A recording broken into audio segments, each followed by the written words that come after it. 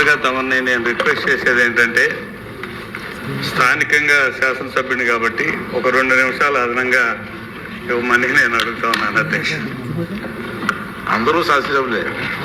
నేను స్థానికుడిని సార్. అమరావతి శాసన ఓకే ప్రయారిటీకి వస్తారు. ప్రయారిటీ ఇవ్వాలి సార్. తమరు ఆంధ్రుల రాజధానిగా అమరావతిని నిర్ధారిస్తూ చేయబోయే తీర్మానాన్ని సమర్థిస్తూ మాట్లాడే అవకాశం నాకు స్థానిక శాసనసభ్యుడిగా మరొకసారి కలిగినందుకు ఆనందించాలో, లేక మరలా 13 సంవత్సరాల తర్వాత విభజిత ఆంధ్రప్రదేశ్ రాజధాని మరలా తీర్మానం చేయాలనే సమావేశం పరిచయించడానికి విచారించాలో అర్థం కాని పరిస్థితుల్లో ఇప్పుడు మాట్లాడుతున్నాం అధ్యక్ష. కాలం విధి బలీయమైనది అధ్యక్ష. దాన్ని ఎదుర్కొంటూ మామూలు విషయం కాదు. కానీ కారణ జన్మలు మాత్రమే దీన్ని సాధించడానికి అవకాశం అధ్యక్ష. అటువంటి కారణ జన్మలు మన ముఖ్యమంత్రి శ్రీ నారా చంద్రబాబు నాయుడు గారు. ఆయన సారథ్యంలోనే ఇది సాధ్యమవుతుంది అధ్యక్ష. ఈ చారిత్రాత్మక తీర్మానంలో మనమందరం స్థానిక శాసనసభ్యుడిగా నేను ఈ తీర్మానంలో మనం అందరం కూడా భాగస్వాములు అవటం మనందరి సుకృతం అధ్యక్ష. మొదటగా ఈ తీర్మానంలో మనం అందరం కూడా భాగస్వాములు అవటం మనందరి సుకృతం అధ్యక్ష. మొదటగా ఈ అంశం మీద సానుకూలంగా స్పందించి తిరిగి మరలా ఒక తీర్మానాన్ని ప్రవేశపెట్టడానికి అవకాశం కల్పించిన కేంద్ర ప్రభుత్వానికి, మోడీ గారి సారథ్యంలో నడుస్తున్న కేంద్ర ప్రభుత్వానికి, ఈ ప్రాంతంలో ఒక రాజ్యమే కాదు, ఒక పట్టణమే కాదు, ఒక సంస్కృతి, శిల్పకళా సంపద, అన్ని రకాలైన విశిష్టతలు కలిగి ఉన్న ప్రాంతం అమరావతి ప్రాంతం అధ్యక్ష.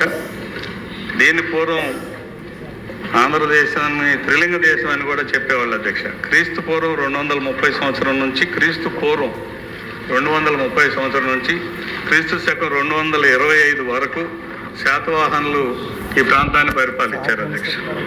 శాతవాహనులు మొట్టమొదటి రాజధాని పైఠాన్ అయినప్పటికీ ఆంధ్రప్రదేశ్ రాజధానిగా అమరావతి, అంటే నేటి అమరావతిలో భాగమైన ధాన్య కటకం, అంటే నేటి ధరణికోట, అమరావతిని అనుకున్న దీనికి ఆధారాలు, చారిత్రక ఆధారాలు ఇతిహాసాల్లో ఉన్నాయి, పురాణాల్లో ఉన్నాయి. అదేవిధంగా మహాభారత యుద్ధంలో ఉంది. అంతేకాకుండా మైదవోలు శివస్కందవర్మ చేసిన మైదవోలు శాసనంలో తెలుగువారి ప్రస్తావన ఉంది. అంతేకాకుండా శాతవాహనుల రాణి అయిన నానాఘట్ శాసనంలో ఈ వివరాలు ఉన్నాయి అధ్యక్ష. అంతేకాదు కాళింగ దేశ రాజైన కార్వేల్ని హాతిగుంప శాసనంలో కూడా ఆంధ్రుల ప్రస్తావన స్పష్టంగా ఉంది అధ్యక్ష. ఇటువంటి పరిస్థితుల్లో భారతదేశంలో మౌర్య చక్రవర్తుల తర్వాత, అశోకుడి తర్వాత, అశోక చక్రవర్తి కాలంలో కూడా ఆంధ్రుల ప్రస్తావన ఉంది. ఆంధ్రులు సామంతులుగా ఉండేవారు. ఆ తర్వాత మౌర్య సామ్రాజ్యం పతనమైన తర్వాత శాతవాహనులు చాలా ఉత్కృష్టమైన పరిపాలన సాగించారు అధ్యక్ష. అందులో భాగంగానే ధాన్య కటకం నుంచి పరిపాలన సాగించారు. దాదాపు 3 వంతులు భారతదేశాన్ని ఈ ఆంధ్ర ప్రాంత ప్రజలు, ముఖ్యంగా శాతవాహన పరిపాలన కాలంలో 3 వంతులు ఆంధ్రప్రదేశ్ కాదు భారతదేశం 3 వంతుల పరిపాలన కిందకు వచ్చింది అధ్యక్ష. ఇటువంటి పరిస్థితుల్లో అనేక మంది రాజులు తర్వాత విష్ణుకుండినులు కానీ, రెడ్డి రాజులు కానీ, విజయనగర సామ్రాజ్యం, ధాన్య కటకం అంటే చాలా ధనధాన్యాలతో వెలసిల్లిన ప్రాంతం అధ్యక్ష. అందుకనే కృష్ణానది తీరం ఉన్నది అధ్యక్ష. ఇది చారిత్రాత్మకంగా ఈ రకంగా ఉంటే, భౌగోళికంగా భారతదేశంలో 3 వంతులు ఉంటే వీళ్ళ పరిపాలన, ఈ ప్రాంతంలో బౌద్ధ మతం చాలా గొప్పగా వెలసిల్లింది. అందుకోసమే మనకి ఘంటసాల కానీ, బట్టిప్రోలు కానీ ఈ రోజున అమరావతి సిఆర్డీ ప్రాంతంలో ఇన్వాల్వ్ చేశారు, అందులో భాగమైంది. అలాగే జైన మతం ఇక్కడ చాలా గొప్పగా ఉంది. దానిలో భాగంగా మా నియోజకవర్గంలో తుళ్ళూరు మండలం వర్ధమానపురం అనే పేరుండేది, దాన్ని ఈరోజు వడ్డమాన్గా పిలుస్తున్నారు. వడ్డమాన్ జైన మతం ఉంది. తర్వాత వైదిక మతం ఇక్కడ ఉంది. తర్వాత శాతవాహనుల రాజులు వైదిక మతం ఆచరించారు, రాణులు బౌద్ధ మతం ఆచరించారు. అదేవిధంగా మరి హిందూ మతం కూడా చాలా గొప్పగా తర్వాత కాలంలో పరిడవిల్లింది అధ్యక్ష. అందుకోసం ఈరోజు కనకదుర్గమ్మ దేవాలయం కానీ, అమరావతి అమరలింగేశ్వరం కానీ, ఇటువంటి అన్ని రకాల, తర్వాత సుల్తాన్ల పరిపాలనలో కూడా ఈ ప్రాంతం ఉంది. అన్ని రకాల ప్రజలు, అన్ని రకాల జాతులు, అన్ని రకాల మత ధర్మాలకు తెలిసిల్లిన ప్రాంతం అధ్యక్ష. అదే కాకుండా విజ్ఞానపరంగా విద్యాపరంగా ఎంతో గొప్పగా ఉంది అధ్యక్ష. కారణం ఏంటంటే మా ఆచార్య నాగార్జునుడు ఈ ప్రాంతం వాడే. చైనీయ వివేకానంద రచనలో కూడా ఈ ప్రాంతం ఉంది. తక్షశిల నలంద తర్వాత ఒక గొప్ప విశ్వవిద్యాలయం నాగార్జునుడి ఆధ్వర్యంలో ఈ ప్రాంతంలో నడిచింది. చైనా నుంచి ఇతర దేశాల నుంచి వచ్చి విద్యార్థులు ఇక్కడ విద్యను అభ్యసించి వెళ్ళిన ప్రాంతం అధ్యక్ష. అటువంటి ప్రాంతం కాలక్రమేణా కొన్ని పరిస్థితుల దృష్ట్యా రాజకీయాల్లో మార్పు కానీ పరిపాలకుల్లో మార్పు కానీ రావటం, మనం ప్రజాస్వామ్యాన్ని ఆచరించడం, భారతదేశ రాజధాని ఢిల్లీగా ఉండటం, ఆంధ్ర రాష్ట్రం విభజన జరగడం, ఇవన్నీ కూడా అందరూ చెప్పారు అధ్యక్ష. ఇంక మనం ఈ ప్రాంతాన్ని మరలా తిరిగి పూర్వవైభవం, నేను ఇందాక చెప్పాను పురాణ పురుషులకు కానీ చాలా ముఖ్యమైన వ్యక్తులకు మాత్రమే ఇది సాధ్యమవుతుందని. ఆంధ్ర రాష్ట్రం దురదృష్టవశాత్తు విడిపోయిన తర్వాత ఆంధ్రప్రదేశ్కి రాజధాని లేని ప్రాంతంలో ఉన్న ఆంధ్రప్రదేశ్కి అమరావతి అనే ప్రాంతాన్ని మరలా తిరిగి ఉత్కృష్టమైన ప్రాంతంగా అభివృద్ధి చేసే అవకాశం గౌరవ చంద్రబాబు నాయుడు గారికి వచ్చింది అధ్యక్ష 2014-19 ఇక్కడ నుంచి అసలు కథ అమరావతి కథ, కొత్త అమరావతి కథ ప్రారంభమవుతుంది. అయితే ఆంధ్రప్రదేశ్ విభజన సందర్భంగా 16,000 కోట్ల రూపాయల పైగా లోటు ఉందని ఆనాటి ఉమ్మడి రాష్ట్ర గవర్నర్గా ఉన్న నరసింహన్ గారు కేంద్ర ప్రభుత్వానికి పంపించారు.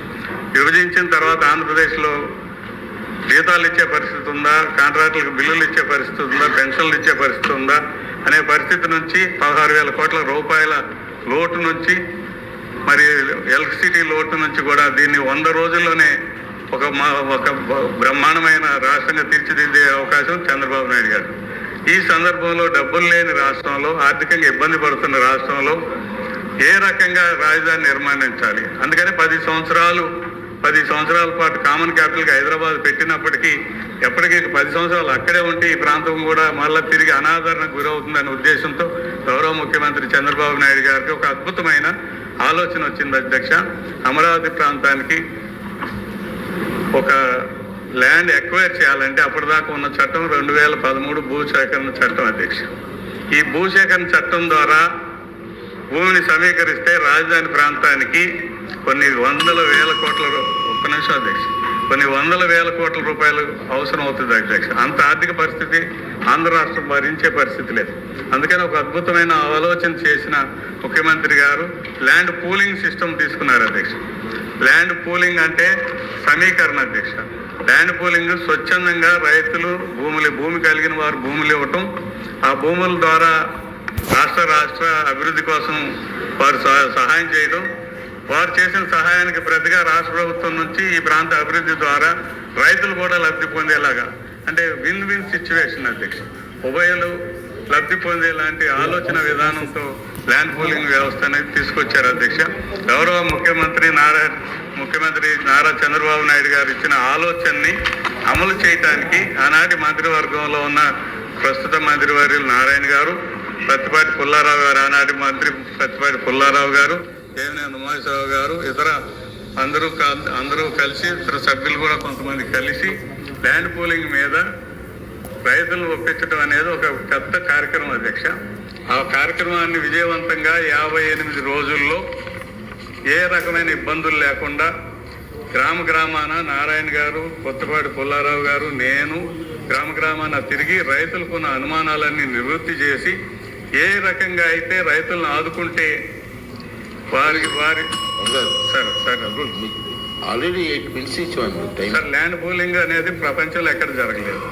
సో దానికి రైతులకి ఏ విధంగా సహకరించారు, దానివల్ల ఇది ఎలా సాధ్యమైంది అనేది తెలుసుకుంటే అధ్యక్ష కొద్దిగా అది ఆ రోజునున్న చౌదరి గారు చెప్పినట్టు ల్యాండ్ పూలింగ్ ఇచ్చిన వాళ్ళకి ట్యాక్స్ ఎగ్జామ్షన్ కూడా ఇప్పించడానికి ముఖ్యమైన కారణం ఏంటంటే అధ్యక్ష, ఆ రోజు అరుణ్ జైట్లీ గారు ఆర్థిక మంత్రిగా ఈ ప్రాంతానికి వచ్చి ఒక బిల్డింగ్ శంకుస్థాపనకు వచ్చినప్పుడు ఒకటే చెప్పాము అధ్యక్ష, మేమందరం రిక్వెస్ట్ చేశాం. ఏమనంటే ఇది భారతదేశానికి ఒక మోడల్ లాంటి ప్రాజెక్టు. ల్యాండ్ పూలింగ్ స్కీమ్ కానీ మీరు క్యాపిటల్ గెయిన్స్ ఎగ్జామ్షన్ కానీ ఇచ్చినట్లయితే భారతదేశంలో ఈ 2013 చట్టంలో వచ్చే కష్ట నష్టాలను ఎదుర్కొని రైతులు, భూమి కలిగిన యాజమాన్యం వారు అందరూ కూడా భూ సమీకరణకు ఒప్పుకుంటారు, ఏ ప్రాజెక్ట్ అయినా తీసుకోవడానికి అవకాశం ఉంటుందని చెప్పినందుకు క్యాపిటల్ గెయిన్స్ ఎగ్జామ్షన్ ఇవ్వడం జరిగింది. అది ఒక మాతృగా ఇప్పుడు 2031 దాకా ఎక్స్టెండ్ చేశారు అనేది ముఖ్యమంత్రి గారి కృషి వల్ల జరిగింది అధ్యక్ష. అయితే ఈ ల్యాండ్ పూలింగ్ ఊరికిన ఆషామాషిగా జరగలేదు అధ్యక్ష. అసెంబ్లీ వేదికగా గౌరవ ప్రతిపక్ష నాయకుడు జగన్మోహన్ రెడ్డి గారు 30,000 తగ్గకుండా భూమి సమీకరించాలా, ఎక్కడైనా పెట్టండి, అసలే రాష్ట్రం చిన్నదైపోయింది, ప్రాంతీయ విభేదాలు సృష్టించడం నాకు ఇష్టం లేదు, నేను మనస్ఫూర్తిగా సమర్థిస్తున్నానని చెప్పి కనీసం ఒక షరతు పెట్టాడు అధ్యక్ష. 30,000 ఎకరాలు తగ్గకుండా ఉండే ప్రాంతంలో రాజధాని నిర్మించండి అని ఆయన షరతు పెడితే ముఖ్యమంత్రి గారు ఇచ్చిన పిలుపు మేరకు ఆనాడు కృషి చేసిన మంత్రివర్యుల కృషి మేరకు మేము స్థానిక శాసనసభ్యుడిగా గ్రామాన రైతు తిరిగి చెప్పిన మేరకు 34,000 ఎకరాల భూమిని 29,000 మంది రైతులు ఏకగ్రీవంగా కేవలం 58 రోజుల్లో ఇవ్వటం జరిగింది అధ్యక్ష. ఇది వరల్డ్ రికార్డు, ఇది ఎక్కడ జరగలేదు అధ్యక్ష. దీన్ని సవ్యంగా అసెంబ్లీలో అయితే చెప్పడం అయితే చెప్పారు కానీ అయిపోయింది సార్. ఒక్క నిమిషం సార్, క్లోజ్ చేయండి సార్, ఒక్క నిమిషం సార్, క్లోజ్ చేస్తాను సార్. సార్ ఒక్క నిమిషం, ఇది కూడా చెప్పండి సార్ ప్లీజ్. చెప్పడం అయితే చెప్పాడు అసెంబ్లీ వేదికగా 30,000 ఎకరాలు తగ్గకుండా చూడండి, నేను మద్దతు ఇస్తున్నానని. కానీ అనేక అడ్డంకులు సృష్టించాడు అధ్యక్ష. అనేక అడ్డంకులు మొట్టమొదటిగా ల్యాండ్ పూలింగ్ వల్ల అనేక అసైన్డ్ ల్యాండ్స్ ఈ ప్రాంతంలో పేద బడుగు వర్గాల రైతాంగ సోదరులు ఉన్నారు, వాళ్ళు దాదాపు 4,500 ఎకరాలు అసైన్ ల్యాండ్స్ ఉచితంగా లాగేసుకుంటుంది, మీకు ఏం కాంపెన్సేషన్ ఇవ్వదని చెప్పి వాళ్ళ అభద్రత సృష్టించారు అధ్యక్ష. తర్వాత ఇక్కడ నిర్మాణం చేయడానికి ఈ ప్రాంతంలో సరిగ్గా నగర నిర్మాణం చేయలేము. అర్థం చేసుకోండి సార్. సార్ మాట్లాడతారా, నెక్స్ట్ ఇచ్చిమంటారు ప్లీజ్? మాట్లాడండి నజీర్ గారు, ప్లీజ్ మాట్లాడండి. మీరు మాట్లాడకపోతే ధన్యవాదాలు అధ్యక్ష. ప్లీజ్ ఏంటండి 10 నిమిషాలు మాట్లాడి చెప్తున్నా, అర్థం చేసుకోకపోతే కదా. చాలా మంది సభ్యులు ఉన్నారు ఇక్కడ.